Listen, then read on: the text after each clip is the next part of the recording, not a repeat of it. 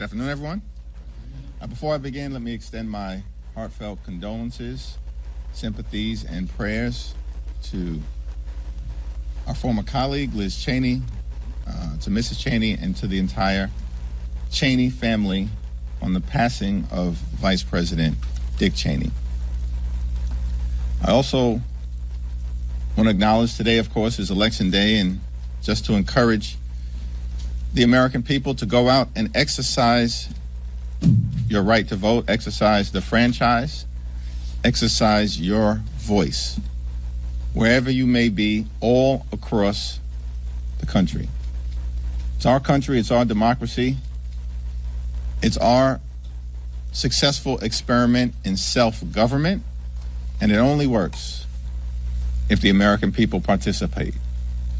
Despite all of the efforts from the other side of the aisle to engage in misdirection, lies, voter suppression, and obstruction,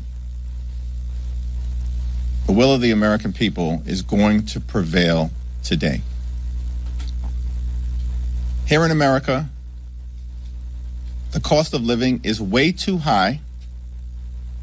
Donald Trump and Republicans promised that they were going to lower costs on day one. But costs aren't going down, costs are going up. The Trump tariffs are making life more expensive for everyday Americans by thousands of dollars per year. Inflation on the way up. Grocery costs, way up. Housing costs, way up. Child care costs, way up. Electricity prices through the roof, and the American people know it. That Donald Trump and Republicans have failed to make their life more affordable. And now, in the midst of this 35-day Trump-Republican shutdown, Republicans refuse to extend the Affordable Care Act tax credits, which is going to result in tens of millions of Americans experiencing dramatically increased premiums, copays, and deductibles. In some cases, everyday Americans, working class Americans, and middle class Americans are going to see their health insurance premiums increase by $1,000 or $2,000 per year because of the Republican refusal to extend the Affordable Care Act tax credits. Donald Trump and Republicans in the House and the Senate have failed the American people, and the American people know it. Democrats will continue to fight to lower the high cost of living, to fix our broken healthcare system, and to clean up corruption in the Congress, in the courts, and certainly as it relates to Donald Trump and his administration, the most corrupt administration in American history. We want to reopen the government. We want to find a bipartisan path forward toward enacting a spending agreement that actually makes life better for the American people, that lowers costs for the American people, as opposed to the Trump economy where things are getting more expensive by the day. And of course, we have to decisively address the Republican healthcare crisis that is crushing the American people all across the land. Questions? We hear there's a little bit of a falling next door in the Senate on this. We don't know what that means or what that would look like. But considering the exercise that Democrats in the House went through in March, how much skepticism would there be from House Democrats on any sort of an agreement that would come over from the Senate? We said from the very beginning that we will evaluate in good faith any bipartisan agreement that emerges from the Senate, reopens the government, makes life better for the American people, and decisively addresses the Republican health care crisis.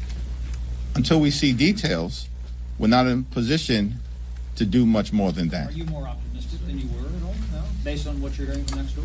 We're in the middle of a 35-day government shutdown. Donald Trump is unlawfully withholding billions of dollars in SNAP benefits from 42 million Americans and 16 million children. There's nothing to be optimistic about relative to the cruelty and the pain that Donald Trump and Republicans continue to inflict on the American people. There's nothing to be optimistic about when it comes to the fact that Donald Trump shut the government down. They're forcing hundreds of thousands of people to be out on furlough or to work without pay. They refuse to address the health care crisis that Republicans have created. In a year where they enacted the largest cut to Medicaid in American history, hospitals, nursing homes, and community-based health centers are closing because of Republican policies all across America. The country is facing the possibility of a $536 billion cut to Medicare at the end of the year if Congress doesn't act. And Republicans are refusing to extend the Affordable Care Act tax credits because they would rather gut the health care of the American people. There's nothing to be optimistic about because of what Trump and Republicans have done to this country. They've gone way too far, and the American people know it, and the results today are going to decisively reflect that fact. Can I follow up on that? Just to put a finer point on that, you said in September, any agreement related to protecting the health care of the American people has to be ironclad and in legislation. It does not sound like whatever agreement comes out of the Senate will be in legislation. Will you accept something that is a handshake deal? It's the same answer that I just gave. Thank you, Mr. Leader. I know that the filibuster is a Senate mechanism, but President Trump has repeatedly, as recently as this morning, called for Senate Republicans to abolish the filibuster, pass the CR with a simple majority, and also a host of other Republican priorities. You've criticized him for not inviting the legislative leaders to the White House to negotiate. What are your thoughts about him continuing to call for the abolishment of the filibuster within the context of his unwillingness to negotiate? Does that indicate to you that he has no interest in sitting down with not only his legislative leaders, but you and Leader Schumer? Well, Donald Trump has taken a my way or the highway approach to his presidency from the very beginning, and he's used to Republicans simply bending the knee to him. Because these Republicans on Capitol Hill, on the House side and on the Senate side, they don't work for the American people. They work for Donald Trump. And so he's going to continue to make his position clear until they eventually cave, which is what they always do. Because Republicans in this Congress have been nothing more than a reckless rubber stamp for Donald Trump's extreme agenda. And Donald Trump keeps making the point that Republicans have shut the government down, and they're the only ones that have the power to open it up. Republicans who have complete control of the House, the Senate, and the presidency. Republicans who are the ones who passed the one big ugly bill without a single Democratic vote. We strongly oppose their one big ugly bill. They passed it on their own because they have complete control of government. And in that one big ugly bill, they enacted the largest cut to Medicaid in American history, ripping health insurance away from 14 million Americans. And at the same time, they cut $186 billion from SNAP. That's the largest cut to nutritional assistance in this country's history. They literally, in July, ripped food from the mouths of hungry children, seniors, and veterans. And all of this was done so that Republicans could provide massive tax breaks to their billionaire donors in their one big ugly bill. And they did it on their own, my way or the highway, in terms of jamming extreme Republican ideology down the throats of the American people. And so Donald Trump expects to see more of the same from the puppets that are Republicans in the House and the Senate. You said that Republicans always cave. Leader Thune said that the votes aren't there to abolish the filibuster. Are you saying that ultimately Donald Trump's request or demand will win out? If history is any indication, ultimately, compliant Republicans in the Senate are going to cave to the demands of their puppet master, Donald J. Trump. Thank you, Mr. Leader. Thanks. Thank you, Mr. Leader. This election cycle, Republicans have relied heavily on cultural issues, particularly trans issues. If they lose in Virginia and in New Jersey, what does that say to you about Republicans' reliance and dependence on communicating and messaging on trans issues against Democrats? At this point, it's not a question of if Republicans are going to lose. I was in Virginia earlier today. I was in New Jersey over the weekend. I was in California a few weeks ago. They are going to lose because the American people know that Republican policies have failed them. And it starts with the economy, that Republicans promised to lower the high cost of living. But costs aren't going down in America. Costs are going up. The cost of living in this country is out of control. And Donald Trump has not done a damn thing to change it. And in the midst of this 35-day government shutdown, has spent multiple weekends on the golf course, holding let-them-eat-cake type of parties at his luxury resort in South Florida, found $40 billion to bail out a right-wing wannabe dictator in Argentina, and yet Donald Trump can't find a dime to extend the Affordable Care Act tax credits or provide nutritional assistance to hungry children in America to ensure that they can put food on the table. The American people are smart. They see all of this happening in real time. And of course, what Republicans always do is try to distract the American people, as they've done in New Jersey and Virginia, and it will not be successful. It's over for these people.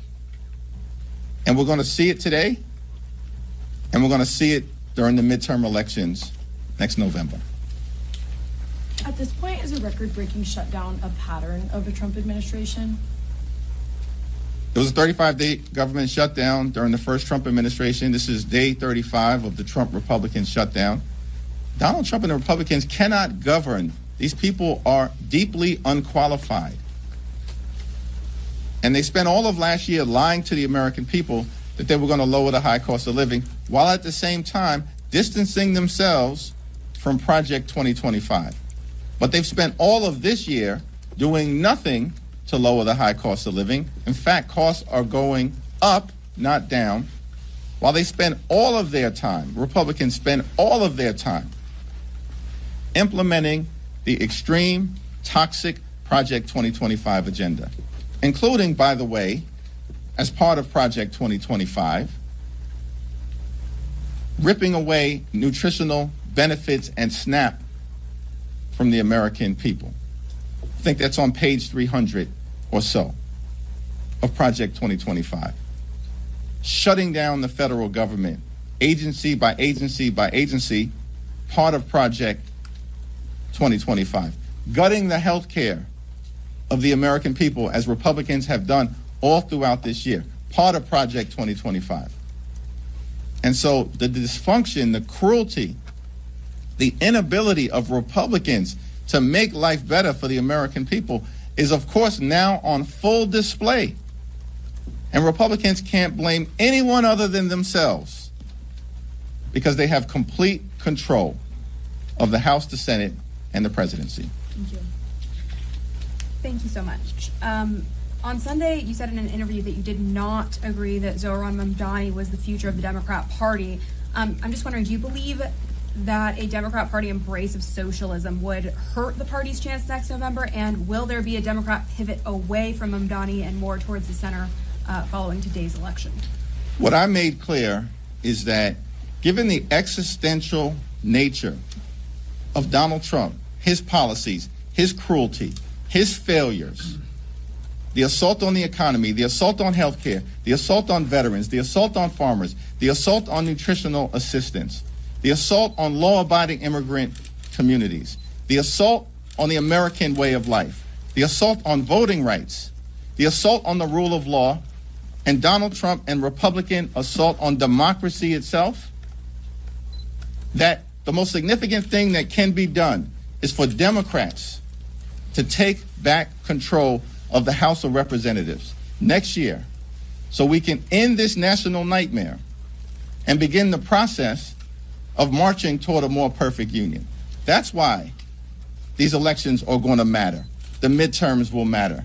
House Democrats will matter in terms of getting this situation turned around. And that's not pillow talk, that's real talk. Yeah, Rep. Swazi and Gottheimer are working on a bipartisan ACA plan with income caps, things like that. Is that something that you support or encourage at all? I think the conversation that has been led by Tom Swazi is being done in good faith and is all part of an effort to address the Republican health care crisis and to find a bipartisan path forward. But at the end of the day, it's been my view from the very beginning that traditional House Republicans aren't serious about doing anything meaningful, and they never have been. And so while I'm convinced that Tom Swazi, of course, is a common sense leader, and hopefully the Republicans who are communicating with him will get serious this time. But what we have seen over and over and over again, this happened during the course of the One Big Ugly Bill, they made claims about positions that they were going to take, like never cutting Medicaid or protecting the clean energy tax credits or not ripping nutritional assistance away from children. And then when these so-called traditional conservatives, these swing seat Republicans, were ordered by their boss, Donald Trump, to bend the knee and vote for the One Big Ugly Bill, that's exactly what they did. And so I am hopeful that this time will be different. And Tom Swazi is a great leader and has articulated principles that are designed to try to find a bipartisan path forward in addressing the Republican health care crisis, particularly as it relates to extending the Affordable Care Act tax credits. But it seems to me more likely that if there's a bipartisan agreement to emerge, it will emerge from the Senate, not the House. Leader Jeffries, have the ICE agents who put hands on LaMonica McIver been identified to you? You had vowed to have their names. They have not been identified to me yet. As part of the court case, it's our expectation that they will. Thank you. Thanks. I have a question about California's Proposition 50. I mean, it appears poised to pass pretty comfortably today, and as that momentum has been building the past few weeks, we've seen Democratic efforts in other states reemerge to redistrict, like in Virginia. Has the positive response in California to that effort influenced kind of the efforts of Democrats across the country to go back at, some of these? We've been clear from the very beginning. I said it months ago, that Democrats would not let Donald Trump and Republicans gerrymander the national congressional map as part of their effort to rig the midterm election. We said it months ago. And that California would be the beginning, but that there would be a decisive Democratic response throughout America, from coast to coast, and at all points in between.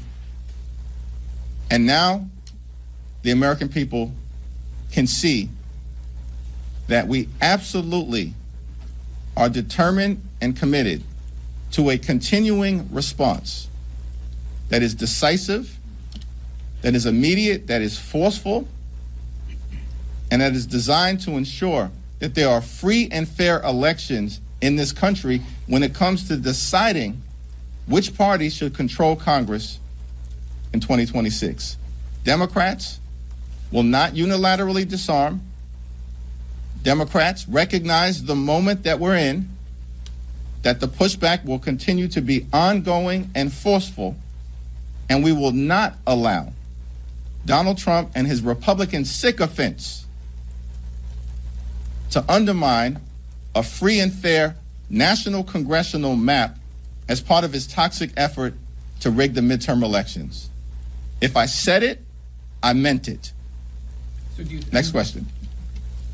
Thank you, Mr. Leader. Just back on ACA subsidies, do you believe that you would be able to keep your caucus together on a deal, a bipartisan deal from the Senate on ACA subsidies, if it does not include the permanent extensions that you originally advocated for? As I've indicated, we are going to evaluate whatever is presented from the Senate if it emerges in good faith and in a bipartisan way, as long as it addresses the Affordable Care Act tax credit issue in some way, shape, or form.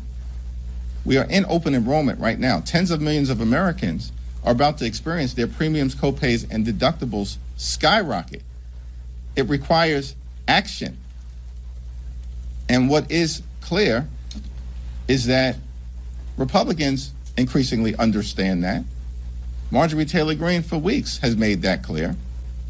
13 Republicans in the House wrote to Mike Johnson, the Deputy Speaker of the House, because apparently, according to Donald Trump, he's the Speaker of the House of Representatives. And they said that something needs to happen on the Affordable Care Act tax credits. And now we're seeing movement in the Senate, because apparently Senate Republicans recognize that something needs to happen as it relates to extending the Affordable Care Act tax credit. So we'll evaluate any agreement, if an agreement is presented to us, as a caucus, but not before that. Assuming that there is a bipartisan agreement in the Senate done in good faith, do you believe that House Speaker Mike Johnson would be able to deliver that on his end in good faith in the House? I think that depends on, whether Donald Trump orders him to do it or not. Thank you, Leader. So, Congressman Chuy Garcia appears to be retiring, and it also appears that he waited up until the filing deadline to make this decision, thus paving the way for his chief of staff to have an uncontested primary. This is being called a machine tactic by some people in your own party. Do you have an issue with how this was done? I haven't had a conversation to evaluate the process that was utilized or to talk to Representative Garcia, so I'm not going to comment on it until I talk to him directly. Thank you, Mr. Leader. Multiple of your Democratic colleagues have said that they gave their October paycheck to charity or they deferred it completely. And last time you were asked this, you said you would make a decision over last weekend. So I just want to ask you again, what did you decide to do with your paycheck from October? Did you not see that I answered that question, or are you just asking me to reiterate my answer? Because I did publicly make clear on Friday to my constituents and publicly that my paycheck has been withheld. Thank you very much, sir. Thanks, Mr. Leader. Secretary Duffy said today that this shutdown drags into next week. There's a possibility that the FAA could be closing parts of U.S. airspace because of a lack of controllers, and then just in the last hour or so, there's a ground stop at Reagan National because of a security threat. How could major aviation issues affect your calculus or anyone's calculus up here when it comes to the shutdown? Well, Duffy needs to start acting like a transportation secretary and stop trying to pretend to be a reality show TV star. Because at the end of the day, it's the Republicans who shut the government down. Donald Trump repeatedly has made that clear. They're the ones who have the power to reopen it. And as Democrats, we've said, this Trump-Republican shutdown is causing great harm and pain to the American people, and it does threaten aviation safety. But Donald Trump has spent more time over the last 35 days talking to Hamas and the Chinese Communist Party than he has talking to Democrats on Capitol Hill to reopen the government. Democrats on Capitol Hill who represent half the country. And we continue to be clear. We will sit down with our Republican colleagues anytime, any place, in order to reopen the government, protect the American people, find a bipartisan path forward, and decisively address the Republican health care crisis.